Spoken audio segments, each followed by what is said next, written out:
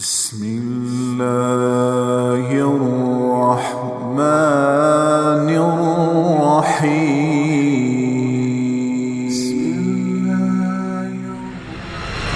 پرسوں یہ حدیث میں نے پڑھی ابن ماجہ میں کہ ملک الموت کہتا ہے ایتھا النفس الخبیثہ کانت فی الجسد الخبیث، اے خبیث روح جو خبیث جسم میں تھی، اخرج باہر آؤ.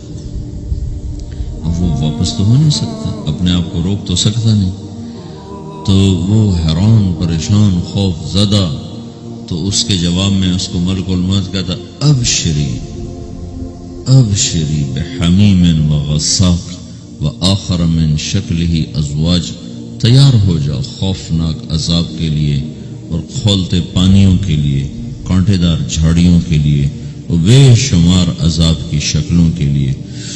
تو اس کی روح کو جب کھینچتے ہیں تو رگ رگ سے وہ کٹ کٹ کے نکلتی ہے، تو سارا وجود زیر و زبر ہوتا ہے. سکرات کا درد ساری دنیا کے دردوں پر حاوی ہے. جب اس کی روح نکلتی ہے اور اس کو لے کر آسمان پر چلتے ہیں تو دروازے پر پہنچتے ہیں تو اندر سے فرشتے پوچھتے ہیں کون ہے؟ کہتے ہیں فلاں فلاں کا بیٹا ہے. کا نفس خبیثہ فی الجسد الخبیث، یہ تو وہی بدماش ہے جو بدماش جسم میں تھا، یہ وہ بدبخت روح ہے جو بدبخت جسم میں تھی. اس کے لیے آسمان کے دروازے نہیں کھل سکتے، اسے واپس کر دیا جائے. تو آسمان کے دروازے لا تفتح لهم ابواب السماء ولا يدخلون الجنة حتى يلج الجمل في سم الخياط، کہ ان کے لیے آسمان کے دروازے نہیں کھلیں گے اور ان کے لیے جنت کے دروازے نہیں کھلیں گے. پھر یہ وہاں سے نیچے گرائے جاتے ہیں جو اللہ کا قید خانہ ہے سجین. وما ادراک ما سجین کتاب مرقوم، وہ تمہیں خبر نہیں کہ وہ کیا خوفناک قید خانہ ہے جو اللہ تعالیٰ نے بنایا ہے، اسے وہاں دھکیل دیا جاتا ہے. پھر قیامت تک اس کے لیے انتظار کی گھڑیاں ہیں اور عذاب کی شدت ہے. اور یا کوئی نیک آدمی اللہ تعالیٰ کے دربار میں جانے کا اس کا وقت آتا ہے تو اللہ تبارک و تعالیٰ فرماتے ہیں ان الذین قالوا ربنا اللہ ثم استقاموا تتنزل علیہم الملائکۃ الا تخافوا ولا تحزنوا وابشروا بالجنة التي كنتم توعدون نحن اولیاؤکم فی الحیاة الدنیا وفی الآخرة ولکم فیہا ما تشتہی انفسکم ولکم فیہا ما تدعون نزل من غفور الرحیم. جب کوئی نیک مرد عورت کے جانے کا وقت آتا ہے تو اس کے لیے بھی فرشتے آتے ہیں اور آ کر اس کو خوشخبری دیتے ہیں اور آ کر اس کو تسلی دیتے ہیں کہ آپ غم نہ کریں، پیچھے والے بھی آپ کو مل جائیں گے، آپ خوف نہ کریں، آگے ساری منزلیں آپ کے لیے آسان ہیں، آپ کے لیے جنت بھی تیار ہے، رب بھی مہربان ہے. اور حدیث پاک میں آتا ہے کہ ملک الموت اور 4 فرشتے آتے ہیں، وہ 4 فرشتے اس کو سہلاتے ہیں، دباتے ہیں کہ موت کا درد اسے محسوس نہ ہو. اور ملک الموت فرماتے ہیں ایتھا النفس الحمیدہ کانت فی الجسد الحمید اخرجی، اے نیک روح جو نیک جسم میں تھی باہر آؤ. کیا کرو؟ وابشری بروح وریحان ورب راض عنک غیر غضبان، آپ کو بشارت ہو آپ کے لیے جنت تیار ہو چکی ہے اور وہاں کی ساری نعمتیں آپ کے لیے میسر ہو چکی ہیں اور اللہ آپ پہ راضی ہو چکا ہے اور اللہ آپ پہ خوش ہو چکا ہے. اس پر اس کی روح کو نکالا جاتا ہے. پھر سارے فرشتے اس کو استقبال کے ساتھ جب آسمان پر لے جاتے ہیں تو اندر سے پوچھتے ہیں کون ہے؟ کہ فلاں فلاں کا بیٹا، فلاں فلاں کی بیٹی. کہتے ہیں نفس حمیدہ فی جسد حمید، یہ تو نیک روح تھی جو نیک جسم میں تھی، مرحبا بہی. اس کو ہم سب استقبال اس کا کرتے ہیں اور ایک دم آسمان کے دروازے کھلتے ہیں. پھر وہ پہلا، دوسرا، تیسرا، چوتھا سارے آسمان پار کرتا ہوا اللہ پاک کے عرش کے نیچے کے جا کر، مرد ہے یا عورت، وہاں جا کر سجدے میں سر رکھتا ہے اور اللہ تعالیٰ فرماتے ہیں ہاں اس نے ہمیں خوش کیا، ہم اسے خوش کریں گے. اور اس کو عافیت کے ساتھ وہاں آسمان میں، پہلے آسمان سے لے کر اللہ کے عرش تک یہ سب ویٹنگ روم بنے ہوئے جہاں اللہ اپنے اپنے درجات کے مطابق جنت والوں کو ٹھہراتا ہے. اور وہ انتظار گاہ ہے اور وقت ختم ہو جاتا ہے، لہذا انتظار کی جو تکلیف ہے وہ بھی ختم ہو جاتی ہے.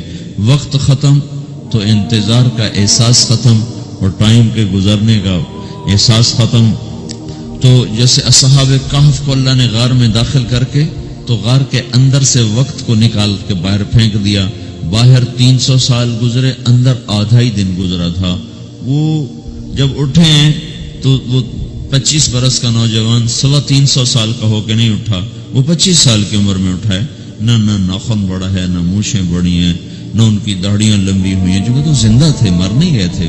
تو زندہ کے تو بال بھی بڑھتے ہیں، ناخن بھی بڑھتے ہیں، لیکن وہ اس طرح اٹھے کہ 300 برس گزر گئے اور 25 برس کا نوجوان 25 سال کی عمر میں اٹھا ہے، 20 برس کا 20 برس کی عمر میں اٹھا ہے. اور وہ کہنے لگے کم لبثنا، بھائی کتنا ٹھہرے ہیں؟ کہ یومن او بعض یومن، لگتا ہے کوئی دن آدھا دن ٹھہرے ہیں. وہ صحیح کہہ رہے تھے. باہر اللہ تعالیٰ نے وقت کی گھڑی کو چلائے رکھا اور اندر غار میں اس کو سوئچ آف کر دیا، نکال دیا، یہاں وقت کو داخل نہیں ہونے دیا. تو وقت کے گزرنے سے جو بھی اثرات مرتب ہوتے ہیں وہ ان پر مرتب نہیں ہوئے. تو وہ 20 آدھے ہی دن کے بعد اٹھے ہیں. باہر 300 سال، اندر آدھا دن. یہی کچھ اللہ تبارک و تعالیٰ برزخ میں کر دیتا ہے، وقت کو ختم کر دیتا ہے، گزرنے کا احساس نہیں ہوتا ہے. تو اس طرح میرے عزیزو، یہ دو موتیں ہر انسان دیکھتا ہے. جب وہ جنت کے فرشتوں کا استقبال دیکھتا ہے یا جہنم کے فرشتوں کی مار اور پٹائی کو سہتا ہے. رابعہ بصری رحمۃ اللہ علیہ کا انتقال ہونے لگا تو انہوں نے رات کو فوت ہوئی تو انہوں نے اپنی خادمہ کو بلا کے فرمایا کہ کسی کو بتانا نہیں، جب میں مر جاؤں تو پڑوس میں 2-4 کو بلا کر نا میرا جنازہ پڑھوا دینا، اور جس کرتے میں تہجد پڑھتی تھی وہی میرا کفن بنا دینا، اور صبح بے شک لوگوں کو بتا دینا میرے مرنے کے بعد میری میت کو رکھنا نہیں، فوراً دبا دینا. جب ان کا انتقال ہوا تو انہوں نے پڑوس کے 2-4 10-20 آدمی بلائے اور ان کو تدفین تجہیز سب کچھ ہو گئی. صبح شور مچا کے وہ رابعہ بصری کا انتقال ہو گیا. تو اگلے دن وہ خواب میں اس خادمہ کو ملی اور کہا بیٹی تیری بڑی مہربانی، تو نے میری وصیت کے مطابق عمل کیا. اس نے دیکھا کہ انہوں نے ایک خوبصورت سبز لباس پہنا ہوا ہے. تو وہ فرمانے لگی، انہوں نے سوال کیا کہ آپ کے ساتھ قبر میں کیا ہوا؟ تو وہ کہنے لگی کہ میرے پاس منکر نکیر آئے تھے اور مجھ سے کہنے لگے من رب کی، تیرا رب کون ہے؟ تو میں نے کہا سبحان اللہ، 40 برس جس کو میں نہ بھلا سکی اس کو 4 ہاتھ زمین میں آ کے میں بھول جاؤں گی. ان کا 42 برس کی عمر میں انتقال ہوا تھا. تو وہ کہنے لگے سبحان اللہ، جس کو میں 40 برس نہ بھولا سکی میں اسے 4 ہاتھ زمین کے اندر آ کے بھول جاؤں گی. تو منکر نکیر کہنے لگے اس کا کیا حساب لینا؟ پھر انہوں نے پوچھا کہ وہ آپ کا وہ کرتا کہاں گیا تہجد والا جس میں آپ کو کفن دیا تھا؟ کہا وہ اللہ نے مجھ سے لے لیا ہے اور میرے اعمال کے خزانے میں رکھ دیا ہے. قیامت کا دن میرا وہ کرتا بھی میرے ترازو میں تولا جائے گا اور مجھے یہ لباس پہنایا ہے جو جنت کا لباس ہے. یہ بھی ایک موت ہے. اس طرح بھی لوگ مرتے ہیں. اور دوسری بھی ایک موت ہے. ہمارے علاقے کی بتا رہا ہوں، اپنے علاقے. ایک ذمہ دار مر گیا، اس کی قبر کھودی، ساری بچھوؤں سے بھری ہو، ایسے جیسے چیونٹیاں پھر رہی ہوتی. تو انہیں وہ بند کر کے دوسری کھودی، ساری بچھوؤں سے بھری ہو. پھر وہ بند کر کے تیسری کھودی، ساری بچھوؤں سے بھری ہوئی. قبرستان میں اتنے بچھو کہاں سے آ گئے؟ یہ زمین کے بچھو نہیں ہیں، یہ آخرت کی بلائیں ہیں جس کے ساتھ اب اسے قیامت تک رہنا ہے اور گزارا کرنا ہے. تو یہ 2 طرح کی موتیں روزانہ لوگ مرتے ہیں، روزانہ لوگ مرتے ہیں. جب نماز کا وقت ہوتا ہے ملک الموت ساری دنیا کا چکر لگاتا ہے اور دیکھتا ہے کون پڑھ رہا ہے کون نہیں پڑھ رہا، کون پڑھ رہا ہے کون نہیں پڑھ رہا. جو نماز کی پابندی کرتا ہے اس کی موت آسانی سے ہوتی.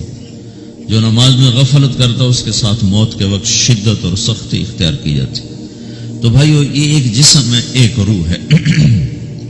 روح باقی رہنے والی چیز ہے، جسم مٹ جاتا ہے، پھر اللہ سے قیامت کے دن نیا جسم عطا فرمائے گا، ایک نیا جسم دیا جائے گا. روح وہی ہے جو اللہ کے خزانوں میں جمع ہو جاتی ہے.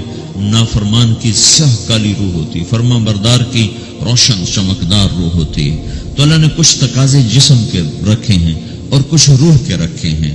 جسم کے تقاضے پورے نہ کرو تو یہ پریشان ہو جاتا ہے، روح کے تقاضے پورے نہ کرو تو یہ پریشان ہو جاتی. روح کی پریشانی جسم سے زیادہ ہے، چونکہ روح کی طاقت جسم سے زیادہ ہے. روح جسم مٹی سے بنا ہے، اس کی غذا بھی مٹی سے نکلتی ہے. روح آسمان سے ہے، اس کی غذا بھی آسمان سے ہے. روح کا تعلق جب تک اللہ سے نہیں جڑتا، اسے بھوک اور پیاس لگتی رہتی ہے. جسم کو جب تک روٹی اور پانی نہ ملے یہ تڑپتا اور پریشان رہتا ہے. جیسے اللہ تعالیٰ نے ہمارے جسم میں روٹی اور پانی کی طلب کو بے ساختہ رکھ دیا ہے. میں بیان کے دوران بھی پانی پی رہا ہوں، آپ دیکھ رہے ہیں کہ مجھے میرا حلق سوکھ جاتا ہے، مجھے طلب محسوس ہوتی ہے پانی. حلق سوکھتا ہے، پانی کی طرف بھاگتے ہیں. بھوک لگتی ہے، ہم روٹی کی طرف بھاگتے ہیں. یہ ایک ایسا اندر میں آٹومیٹک سسٹم ہے کہ ہم اس کو آف نہیں کر سکتے. یہ سوتے سوتے بھی بھوک کی وجہ سے آنکھ کھل جاتی، سوتے سوتے پیاس کی وجہ سے آنکھ کھل جاتی ہے. یہ ایسا خود اللہ تعالیٰ نے ساختہ نظام بنایا ہے کہ آپ اپنے جسم میں روٹی اور پانی کی طلب کو نہیں نکال سکتے. میرے عزیزو، ٹھیک اسی طرح اللہ نے انسانی روح میں اپنی طلب رکھ دی ہے اور اپنے رسول کی طلب رکھ دی ہے. یہ دو طلب ایسی ہیں کہ یہ آپ کے جسم روح سے نکل نہیں سکتی. جیسے بھوکا روٹی نہ کھا لے، پیاسا پانی نہ پی لے، اسے چین نہیں آ سکتا. وہ روح جو اللہ اور اس کے رسول سے نہ آشنا ہے، جب تک وہ وہاں تک پہنچ نہیں جاتی اسے چین نہیں آ سکتا، اس کا اندر پریشان رہے. 1997 میں جب جنید جمشید سے میری پہلی ملاقات ہوئی تو اس نے مجھ سے یہ سوال کیا کہ مولوی صاحب، ایک پاکستانی نوجوان جس گلیمر کو خوابوں میں دیکھتا ہے، وہ گلیمر تو مجھے زندگی میں ویسے ہی حاصل ہے. میرے چاروں طرف زندگی کا رقص ہے اور میری زندگی کی ہر خواہش، ہر تمنا پوری ہے. اس کے باوجود میرے اندر اندھیرا ہے، میرے اندر خلا ہے. مجھے لگتا ہے میں وہ کشتی ہوں جس کا کوئی ساحل نہیں، جس کی کوئی سمت نہیں، جس کا کوئی گھاٹ نہیں. یہ کیوں ہے؟ میرے ساتھ تو ایسا نہیں ہونا چاہیے. ایک عام لڑکا تو کہتا ہے ہائے کاش یہ ہوتا، اس کو وہ نہیں ہو رہا تو پھر وہ پریشان ہے، ہائے یہ ہوتا، ہائے وہ ہوتا. تو میں تو ہائے نہیں کرتا ہوں، میری تو ہر لذت اور خواہش میرے سامنے تشتری میں سجا کے پیش کی جا رہی. میں کیوں ایسا کر رہا ہوں؟ میں ہائے ہائے کیوں کر رہا ہوں؟ میرا اندر ویران کیوں ہے؟ میرے اندر میں خلا کیوں؟ یہ وہی خلا ہے کہ وہ روح کی پیاس کو شراب میں بجھانا چاہتا ہے، وہ روح کی پیاس کو لڑکی میں بجھانا چاہتا ہے، وہ روح کی پیاس کو موسیقی سے بجھانا چاہتا ہے، وہ روح کی پیاس کو دنیا کی رعنائیوں میں 5 اسٹار ہوٹلوں سے بجھانا چاہتا ہے. روح کیا جانے روٹی کیا ہے، شراب کیا ہے، پانی کیا ہے، عورت کیا ہے، موسیقی کیا ہے، گھنگرو کیا ہے، پائل کیا ہے، چھنکار کیا ہے. روح کو ان چیزوں کی کیا خبر؟ امریکہ میں ہماری ایک جماعت تھی تو 4 لڑکے 2 لڑکیاں، 4 لڑکیاں 2 لڑکے مسلمان ہیں. تو ایک لڑکے کا نام رکھا تھا ابراہیم، اور اس کو جب پڑھایا نا کلمہ، انہوں نے کہا ہائے، انہوں نے کہا ہائے، اور دونوں ہاتھ یہاں رکھے سینے پر، دل پر، کہا ہائے. تو ہمارے ساتھی ہیں ڈاکٹر اختر، وہ کہنے لگا کیا ہوا کیا ہوا؟